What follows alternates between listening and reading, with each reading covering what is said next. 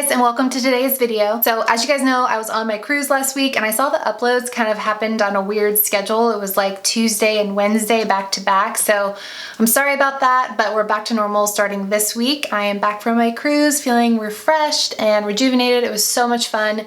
And I did try and vlog a little bit, but it's hard to vlog. Like, mad respect for people that vlog.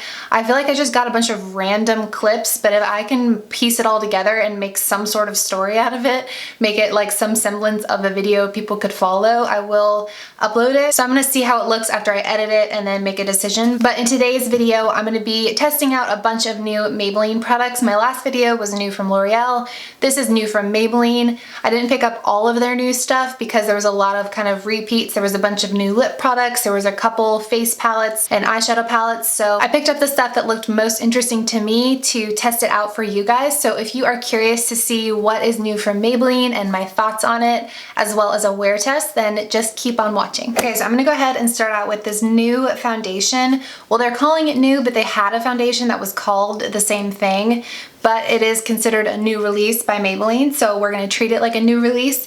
And it is the Maybelline Superstay 24-Hour Foundation, and it's supposed to have a matte finish, be full coverage. I got mine in the shade Warm Nude, which is 128. And it also says it's oil-free and shouldn't clog pores. And you guys know the Maybelline Fit Me foundation really breaks me out, so I'm really hoping this one does not, because it sounds great, full coverage and matte, yet breathable and oil-free. So we're gonna give it a shot. They also released a hydrating primer, but I didn't want to test out a brand new foundation on top of a brand new primer, because if it's good or bad, you don't know if it was the primer or the foundation. So I like to just separate new primers from new foundation. So I'm going to try this all on its own. And on one side of my face, I'm going to be using a brush. My Real Techniques buffing brush is dirty, so I'm going to be using my Morphe M439. On the other side of my face, I'm going to be using my Ulta Beauty Sponge. And this does have a pump, and it looks like a pretty good match for me. So I'm just going to pump some on the back of my hand and going on this side of my face with the sponge. So as you guys know, I've been on a cruise and I just got back, so I'm kind of getting back into the swing of things. But while I was on my cruise, I didn't want to pack my entire skincare regimen with me, because if you guys have seen my skincare video, you know it's a pretty intense routine. I just brought a few things with me and I'm kind of paying for it now. I'm starting to break out, and I also just went crazy on the dairy. I had pizza like every day. I mean, it's vacation, that's what it's for. But I can see it in my skin, so I'm back on my skincare regimen and dairy is back out, at least for now. Okay, so at least in this light, the color looks really good. It's got a nice yellowy undertone, which is what works for my skin. And I would say the coverage is medium to full. I can still see a couple little dots here with my acne scarring, but other than that, everything is pretty much covered up. So I would say solid medium to full coverage with the sponge. So let's see what it looks like with the brush. Immediately, I can tell that it's going on lighter on this side than it looks on this side. So it's definitely a foundation that oxidizes, but even after it oxidizes, it still looks like a nice shade match for me. But just keep that in mind when you're picking out your color.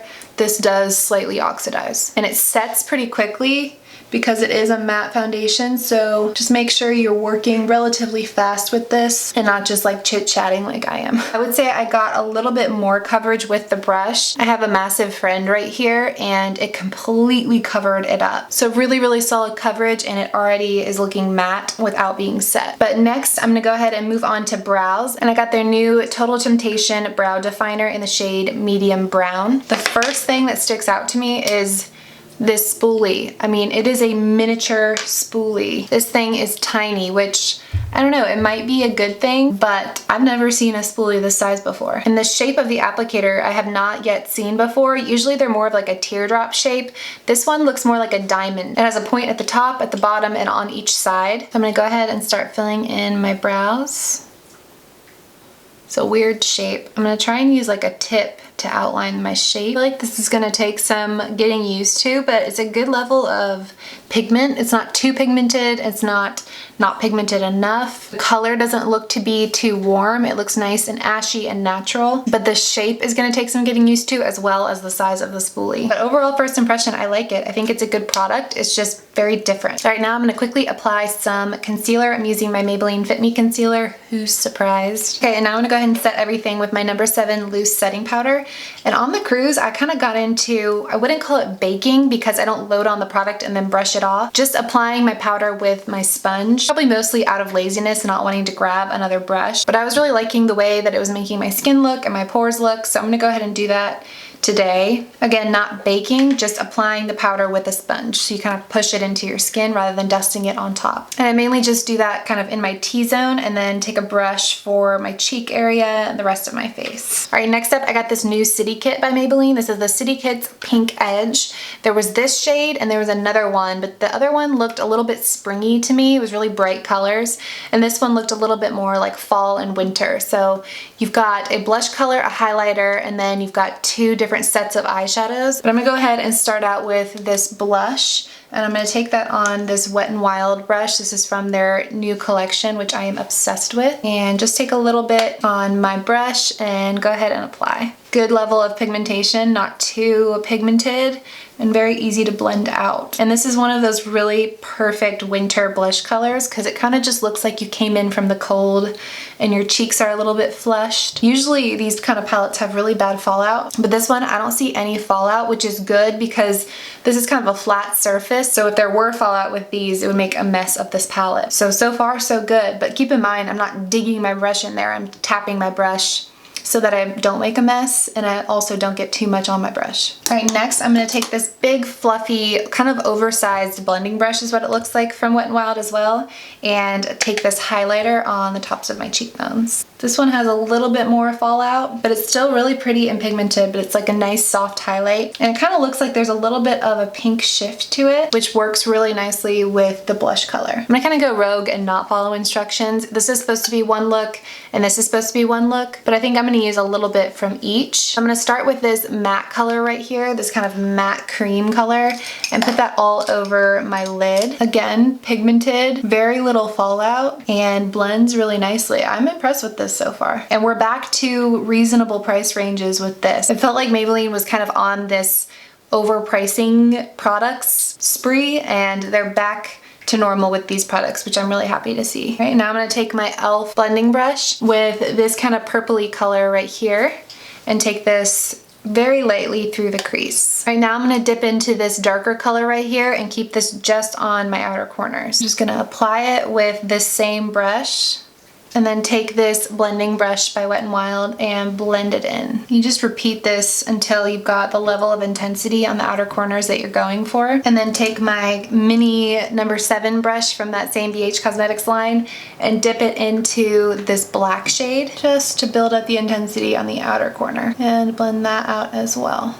Add a touch more of the light color right here, just so there's a little bit more of a shift. Blend out the edges a little bit with another clean blending brush, and then add that same matte light color to the brow bone. And take whatever's left on the brush I used for concealer and just sharpen up this edge right here. All right, next I have this new Maybelline mascara, which is called Total Temptation. And I got mine in the shade 601, which is Blackest Black. It's supposed to give you volume and length. It's got a creamy whipped formula infused with coconut extract. And the packaging is really beautiful. It kind of reminds me of the Gigi Hadid collection. It's like this matte nudie pink. So I'm gonna zoom you guys in and go ahead and apply the first coat of this. So this is what the wand looks like. So I'm applying without curling my lashes to really see what this can do on its own. Doing a really good job of separating, at least with the first coat. Okay, so that's one coat on both eyes. This is what it looks like. My lashes look nice and separated, yet full, and it definitely gave me a little bit of length. And so far the curl is looking not bad for having not curled my lashes at all. And you guys know I have very straight lashes, so I'm pretty impressed by the lift this mascara provided, even though it didn't claim to do that. So let's go ahead and go in with the second coat now and see if that gives us any more curl or lift or volume. Okay, so that's two coats. I'm really happy with the way this looks. I think if I curl my lashes, it would be even better. There was a tiny bit of flaking underneath here, so we'll see how this wears throughout the day. But first impression wise, I'm impressed. All right, and Maybelline also came out with a bunch of new lip products. They came out with just a ton of stuff. I picked up the ones that looked most interesting to me, and this was the lip product that looked most interesting to me. It's called their Python Metallic Lip Kit. They also came out with some nude shades in their matte ink formula formula, but I've already tried that formula and I wasn't super impressed. It felt really sticky to me. And they came out with some matte lipsticks as well, but this looked like the most unique option, so I wanted to try it and see what I think. I got mine in the shade Provoked, which is the shade 30. And this is what it comes with. So you've got the lipstick on one side and then a metallic kind of shimmer on the other side. And you're supposed to apply the lipstick and then apply the shimmer. My lips are pretty dry right now and it's definitely highlighting that. I just added a touch of lip oil to help this go on a little bit more smoothly because it was kind of sticking to my dry patches, and that just made a world of difference. And I just used my Yes to Coconut lip oil. So I'm just gonna line my lips with this Essence Satin Mauve just to create some definition because I did apply with my finger. All right, and then rather than applying this shimmer all over my lips, I'm just gonna put it in the center of my lips to highlight. This is super pigmented. I feel like you could use this as a really beautiful eyeshadow as well. It's definitely not as pigmented on the lips as I thought it was gonna be on top of the lipstick, but I kind of like that because I feel like it's more wearable. I thought this was gonna be a little Halloween-y, a little special occasion-y, but I feel like because it's just a hint of shimmer and color, this is kind of a wearable shade. So definitely different, but I think I like it. So I'm gonna go ahead and give you a close-up of how everything is looking right now, and then I'm gonna wear this the rest of the day and check in with you guys at the end of the day to give you an update on how everything wore, how everything's looking, and my final thoughts. So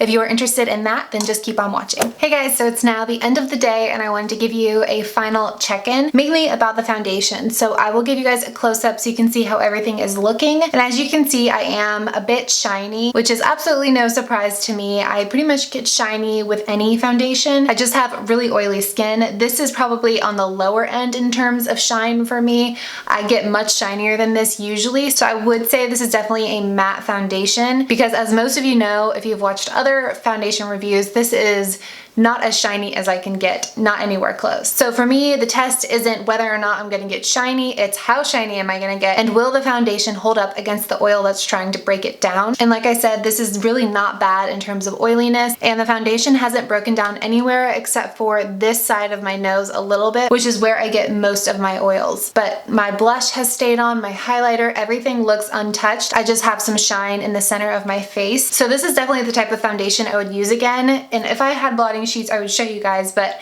I can tell this is the type of foundation where with a couple of blotting sheets, it would look pretty much like I just applied it. So I am super impressed by this, but like I said, the only thing I'm gonna have to watch out for is whether or not it breaks me out, and that is kind of TBD, but I will keep you posted on that. The mascara still looks good. There hasn't been any more flaking throughout the day beyond what happened when I first applied it. The eyeshadow still looks great. The brows are still intact. So other than getting a bit shiny, I am really impressed with all of the makeup except for the lip product.